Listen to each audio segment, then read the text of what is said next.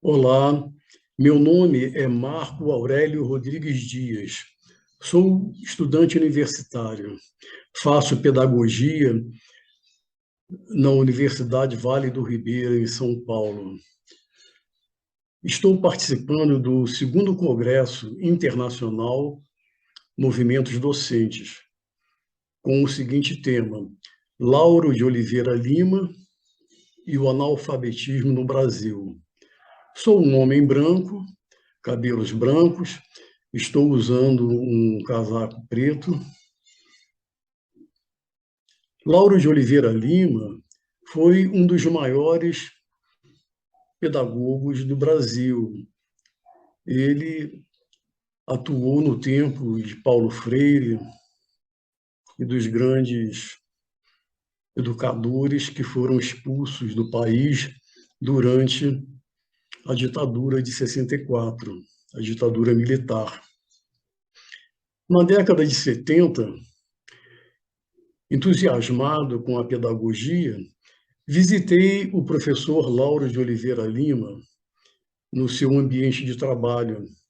Antecipadamente marquei uma reunião com ele me atendeu e eu perguntei a ele sobre as causas do analfabetismo em nosso país. Havia, na época, uma compreensão do senso comum, até estabelecida na sociedade, segundo a qual os pobres tinham menos inteligência do que os ricos.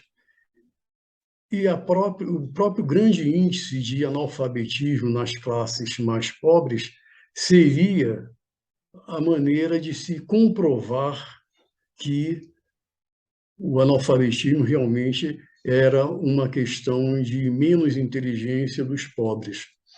E conversando com o Lauro, ele refutou essa tese e ele me fez conversar, me dialogou da seguinte maneira: se você pegar o operário analfabeto que frequenta os campos de futebol e frequenta o Maracanã e conversar com ele, você vai ver que ele entende tudo do que está acontecendo no Campeonato Brasileiro.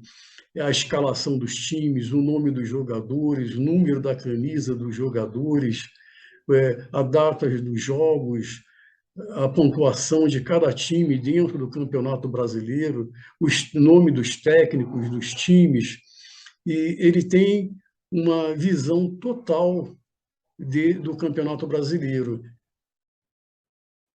Enquanto que o doutor, o médico, se você perguntar para ele sobre alguma coisa do Campeonato Brasileiro, a pontuação dos times, ele vai ficar de boca calada porque ele não entende. Lembre-se, estamos falando da década de 70. Nessa época, não havia ainda uma grande popularização do futebol nos meios acadêmicos e os torcedores, na grande maioria, eram pessoas das favelas, pessoas que tinham menos estudo. Então, o Lauro de Oliveira Lima, ele contrapôs, ele falou assim, vamos visualizar uma coisa, um pobre, um analfabeto que entende tudo de futebol, dialogando com um médico que não entende nada de futebol. É claro que o operário não vai entender do ensino científico, do diálogo científico que o médico vai ter com ele. E o médico, por sua vez, não vai entender do diálogo futebolista que o operário vai ter com ele. Então, o que prova que cada um entende dentro da sua área. E aí o Lauro de Oliveira Lima me falou o seguinte: vamos pegar, se essa criança que foge da escola e fica frequentando os campos de futebol, na época, na década de 70, tinha campo de futebol em quase tudo que é rua lá no Rio de Janeiro. Então, se você pegar essa criança que foge da escola e fica nos campos de futebol e que vai crescendo e começa a frequentar o Maracanã e que se inicia na linguagem do futebol, na oralidade do futebol, Se pega essa criança e coloca ela dentro de uma universidade, dentro da escola, e ela prossegue os estudos, e ela se inicia dentro de uma academia, ela vai se tornar um médico, um engenheiro, ela vai ter o seu diploma acadêmico. O que acontece é que não existe, da parte do Estado, um apoio rigoroso, um apoio sério para que as classes pobres tenham acesso à educação. A evasão escolar e o analfabetismo são realmente uma consequência não da falta de inteligência dos pobres, mas da falta de abrangência do Estado para socorrer essas pessoas, para abraçar as pessoas que estão imersas na linha de pobreza e trazê-las para o ensino acadêmico. Dessa forma, o Lauro de Oliveira Lima, ele contra-atacou a ideia da década de 70, da década de 60, que se fazia a respeito da falta de inteligência do pobre.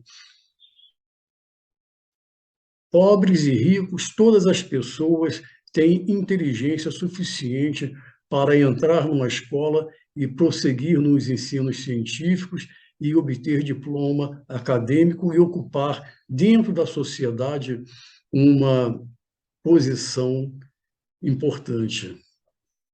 É questão do Estado olhar com generosidade para as classes pobres, para as pessoas imersas na pobreza e trazê-las para a inclusão social, a inclusão acadêmica.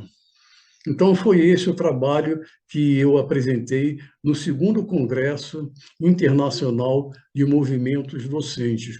Muito obrigado a todos por me ouvirem.